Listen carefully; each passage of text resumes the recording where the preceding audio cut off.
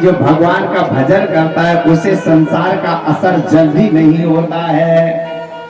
कबीरा मन निर्मल भया और जैसे गंगा नीर, पाछे पाछे हरि फिरे, सो कहत कबीर कबीर।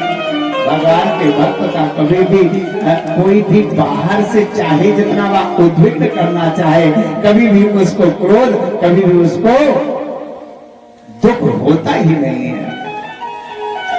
कबीरदास जी के विषय में तो एक कथा छोटी सी मिलती है कि एक बार जहां पर कबीरदास जी की कुटिया बनारस में थी, वहां पर वो बाहर बैठ कर के खूब कीर्तन करते थे और उन्हीं के पास में एक वैश्या रहती थी।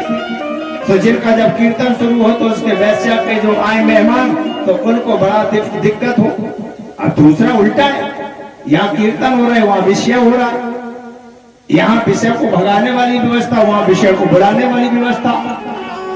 तो इसलिए एक दिन उन सब ने कहा कि आप अगर कहो तो इस बाबा की झोपड़ी में आग लगा दे।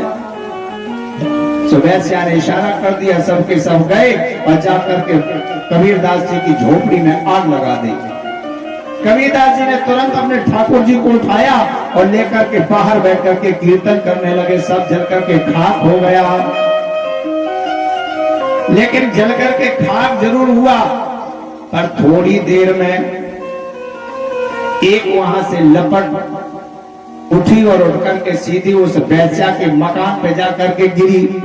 अब तो महाराज उस वैश्या का मकान धू धू करके जलने लगा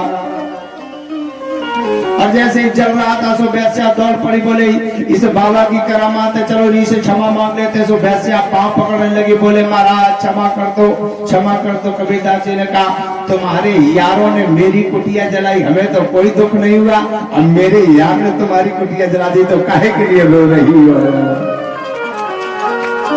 काहे के लिए रो रही हो?